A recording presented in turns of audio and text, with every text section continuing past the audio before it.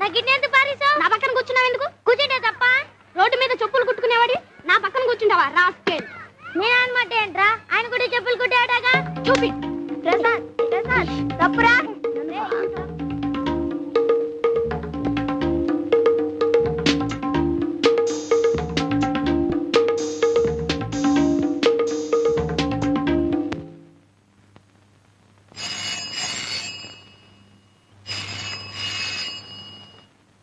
Hello, ఎవరు? Head master గారా? నమస్కారం సార్. ఏంటండి? మార్చున్నానా? ఈ చీకటి కొంపలో ఇంత వెలుతురు కనిపిస్తుందంటే కారణం ఆయనే కదా. ఆయనే శారదీయకపోతే మీ అయ్య తాగుడికి మీరు ఆకలికి ఏనాడో బలైపోయి ఉండేవాడు. అట్లాంటిది ఆరి బాబుని అంతలేసి మాటలు అంటావా? ఆరి మీద చేయి చేసుకుంటావా? ఏ ఒకే బాల మీద కూర్చుని చదువుకుంటున్నా, ఒకే బాల మీద అన్నం తింటే తప్ప? తప్పు కదంట్రా మరి. ఒరే, ఒకే గుళ్ళో శివయ్య ఉంటాడు, నందీశ్వరుడు ఉంటాడు. ఇద్దరూ ఒకే చోట ఉందాం కదా అని నందీశ్వరుడు వెళ్ళి శివయ్య పక్కన కూకుంటాడా? అట్లాగే ఎవరు ఉండాల్సిన చోట వాళ్ళు ఉంటేనేరా గౌరవం, మర్యాద.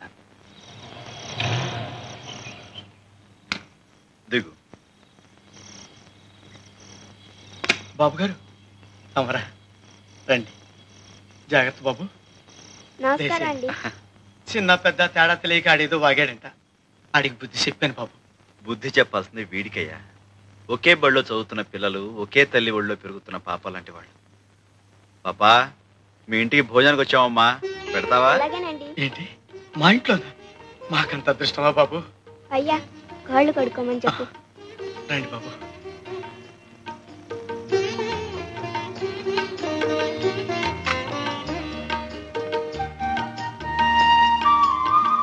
అలా కూర్చో.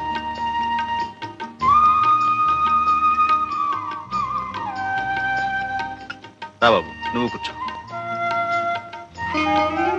మరి నా కంచం ఏది? ఎంత మాట బాబు.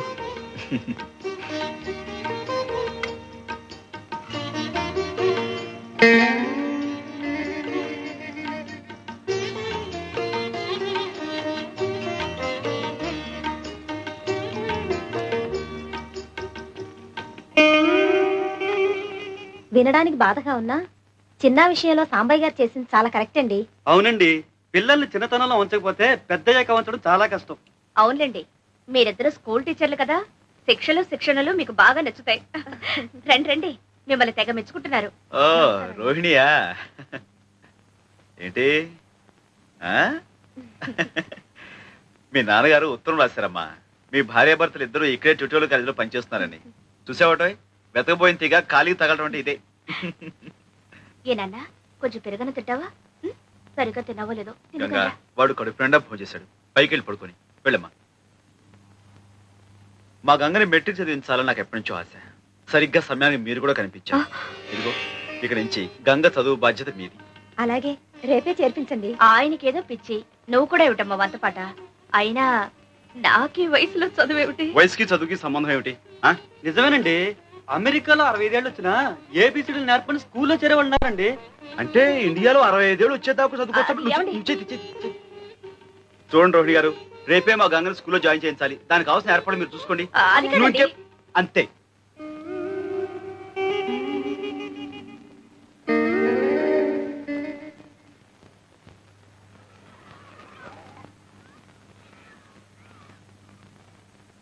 Good morning miss.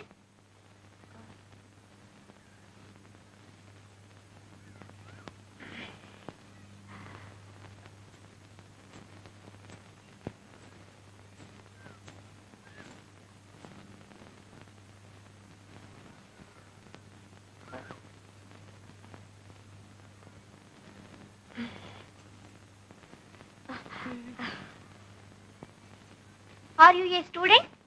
Yes, Venkatagiri. No. Are you a student? Yes, yes. Are you married?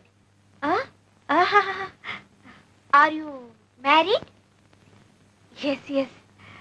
Oh, she's married. She's married. Good morning, miss. Good morning, girls. కూర్చోండి.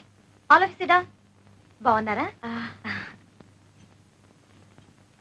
అనుపమ ప్రెజెంట్ మీ. Bhuvaneswari yes miss. Chandrika present మీ. Dhanalakshmi yes miss. Durga present miss. Ganga Sambasivarao present miss. Hema present miss. Indira present miss. Jayalakshmi Kalyani present miss. అదేంటమ్మ గారు అలా కూర్చున్నారు? May God bless you.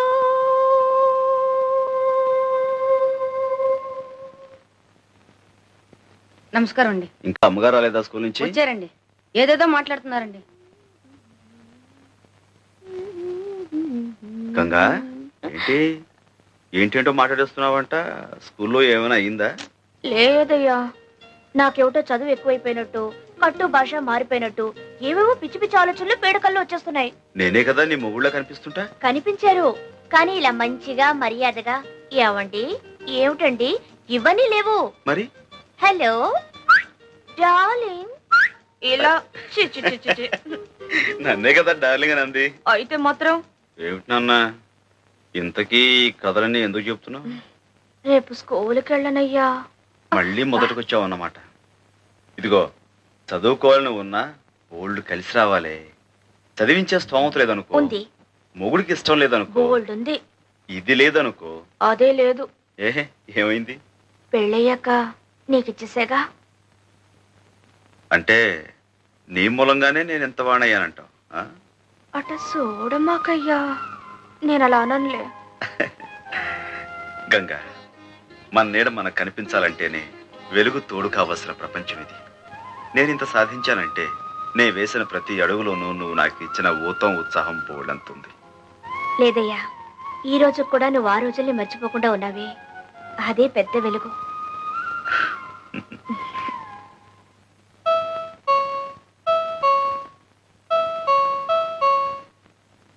అయ్యగారేమోనమ్మా. అయితే ఏమిటా, వెళ్ళి పని చూసుకో.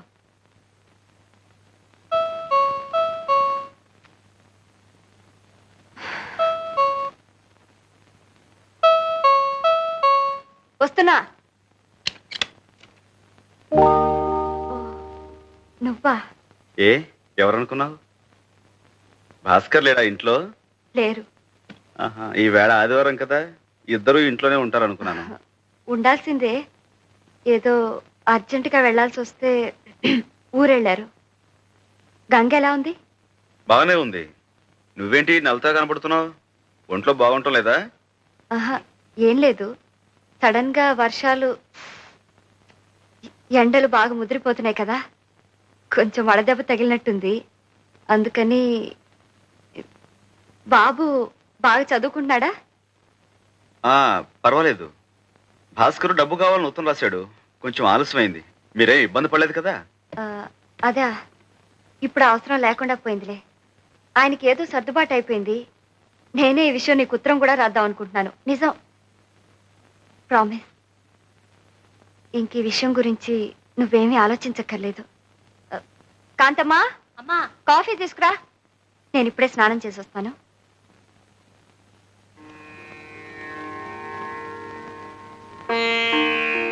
కాంతమ్మా. ఏం బాబు? శారదం ఏంటి అదోలా ఉంది? భాస్కర్ ఎక్కడా? అసలు ఏం జరిగింది కాంతమ్మా? జరగకూడదే జరిగింది బాబు. వాళ్ళిద్దరికీ ఈ మధ్య అసలు పట్టలేదు. అతను సంపాదించడం, సంపాదించే శారదం మీద అస్తమానం సతాయింపు. ఆ పిల్ల మాత్రం ఏం చేస్తుంది చెప్పండి? మీ దగ్గర నుంచి డబ్బెందుకు తీసుకోవాల్సి వచ్చింది అన్న దాని మీద ఇద్దరు పెద్దగా గొడవ పడ్డారు.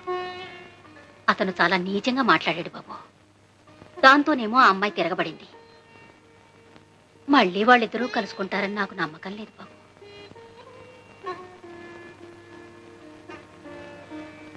ఈ పూట భోజనంలోకి ఏం చేయించమంటావు? ఏం అక్కర్లేదు. త్వరగా బట్టలు సర్దుకో. నువ్వు నాతో పాటే వచ్చేస్తున్నావు. నేనా? ఇప్పుడెందుకు? ఎందుకో ఏమిటో ఇంటికి వెళ్ళిన తర్వాత చెప్తాను. కాంతమ్మా, బాబు శారదమ్మ గారు బట్టలు సర్దిపెట్టు.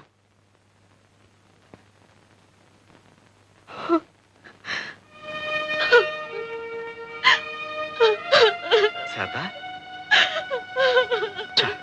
ఏమిటిది? ఇలాంటి చిన్న చిన్న గాలివాన్లు ప్రతి కుటుంబంలోనూ వస్తూనే ఉంటాయి. అంత మాత్రం చేత ఇలా కుంగిపోతావా? ఊరుకో, లే. ఇన్నాళ్ళు నీ మీదే ఆధారపడ్డాను. పెళ్లి కూడా నువ్వే జరిపించావు. ఇంకా ఎంతకాలం మా బరువు బాధ్యతలు నువ్వు మోస్తావు? వద్దు, నా బ్రతుకు నాకు వదిలే, నువ్వేమీ పట్టించుకోవద్దు. శారదా, ఇదిగో చూడు, నువ్వు చెప్పినట్టు నేను వినటానికి ఇంకా చాలా టైం ఉంది. నువ్వు కొడుకులు కోడలతో పెద్దనవైనప్పుడు నువ్వు చెప్పిందల్లా నేను వింటాను. కానీ ఇప్పుడు మాత్రం నేను నీకన్నా పెద్దవాడిని, నేను చెప్పినట్టుగా నువ్వు వినాలి. ఏమిటి? బయలుదేరు.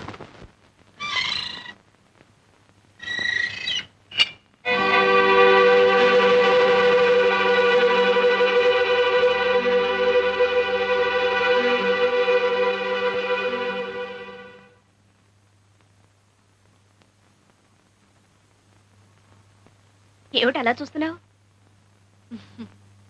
ఏం లేదు. పుణ్యం కొద్దీ పురుషుడని ఎందుకంటారు ఇప్పుడు తెలుస్తుంది. నువ్వు చేసిన పాపం ఏమీ లేదు. త్వరలో అన్ని అవే సర్దుకుంటాయి.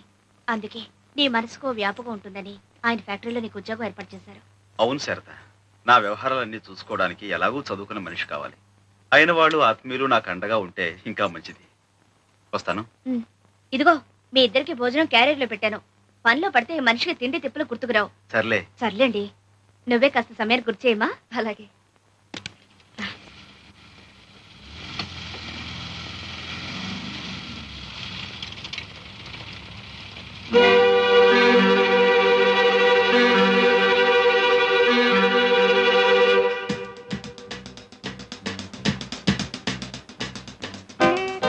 పుచ్చుకోండి సార్, బాగా పుచ్చుకోండి. మనసులో బాధ పైకి తనేయకుండా ఆపేస్తుంది. నేను కూడా అందుకే తాగేది. మన ఇద్దరి విషయంలో ఏం తేడా లేదు సార్. ఇద్దరం ఒకే బాత్తో ఒకే పడవలో వెళ్తున్నాం కదా. పుచ్చుకోండి, బాగా పుచ్చుకోండి. అసలు మన కష్టాలన్నిటికీ ఆ సాంబయ్య అనేది కారణం. నాకు నా బిడ్డని కాకుండా చేశాడు. దాంతో నాది తెరసాపలేని బతుకైపోయింది. మీ భార్యని మీ దగ్గర నుంచేమో దూరం చేశాడు. మీది సుఖాన్ని లేని బతుకైపోయింది.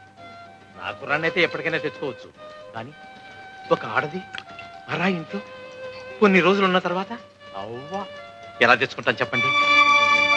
అందులో సాంబయ్య గారు శారదమ్మని చిన్నప్పటి నుంచి ప్రేమించాడు. పెళ్ళామనుకునే పెంచాడు. ఏమిటి? శారదని సాంబయ్య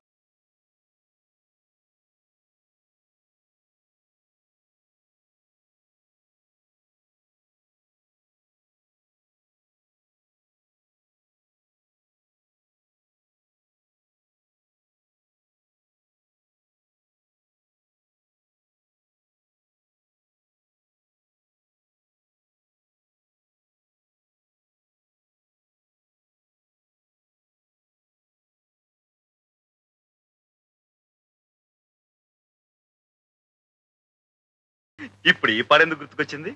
రేపు రంగనాథం గారి ఇంట్లో పెళ్లి కదా. ఒకవేళ నన్ను పాడమంటే అప్పటికప్పుడు కంగారు పడకుండా.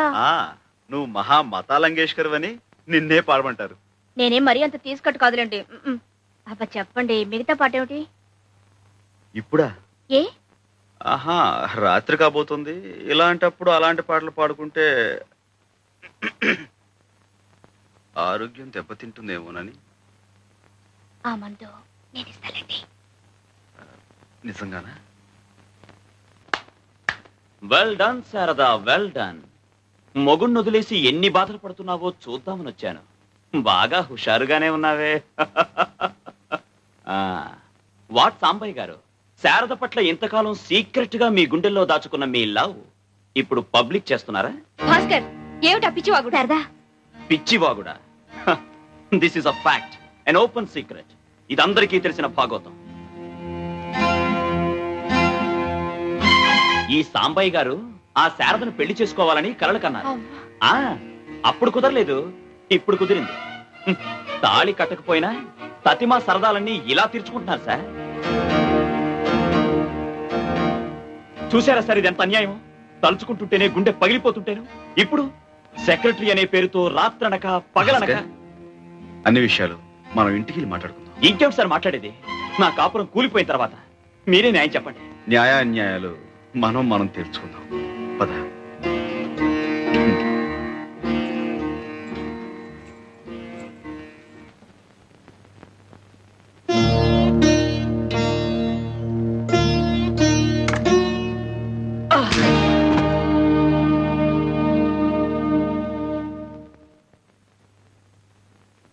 క్షమించు భాస్కర్.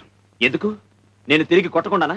అంత ధైర్యం నీకే ఉంటే జలగల భారీ సంపాదనకు ఎదురు చూడవు, పేడ పురుగుల పరాయి సొమ్ము కోసం పాకులాడవు, మగాడిలా కష్టపడేవాడివి. మీరిద్దరూ సుఖంగా ఉండాలనేనమ్మా మా తాపత్రయం.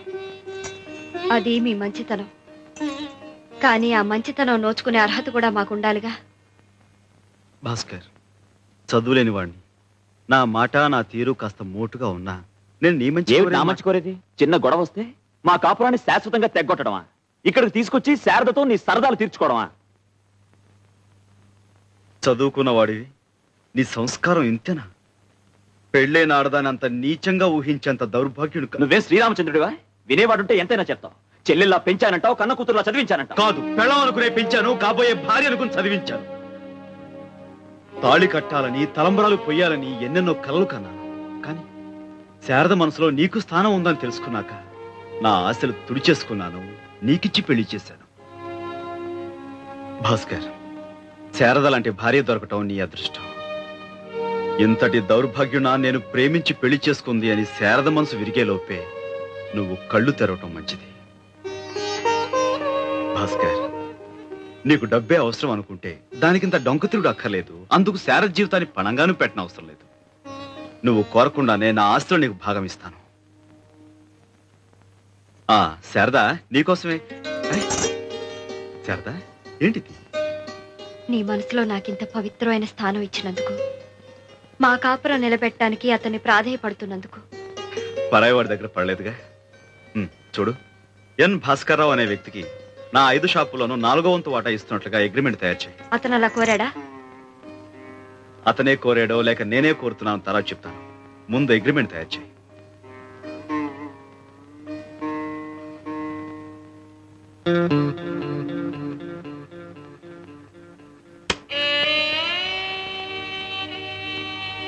చాలా గొప్ప పని చేశావు భాస్కర్.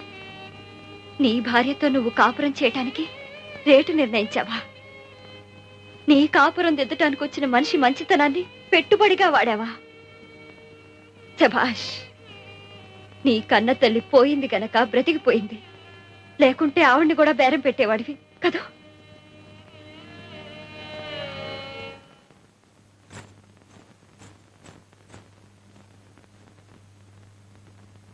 సాంబయ్య గారు, నన్ను మార్చాలని మీరు చేసిన ప్రయత్నానికి కృతజ్ఞతలు. శారద మనసు ఎంతో బాధ పెట్టాను. అందుకిప్పుడు క్షమాపణలు చెప్పుకోవడం లేదు. మీరు దయతలిచి మీ ఫ్యాక్టరీలోకి ఉద్యోగం ఇప్పిస్తే ఒక మనిషిగా నేను నిలబడిన రోజున శారదతో తిరిగి మాట్లాడే అర్హత సంపాదించుకుంటాను. ఆ అర్హత నాకు ఇప్పించరా? భాస్కర్, మా కంపెనీలో ఉద్యోగాలు ఇవ్వాలన్నా తీసేయాలన్నా ఆ బాధ్యత అంతా మీ ఆవిడదేనయ్యా. పాపం మీ ఆయనకు మంచి ఉద్యోగం ఇప్పించకూడదు?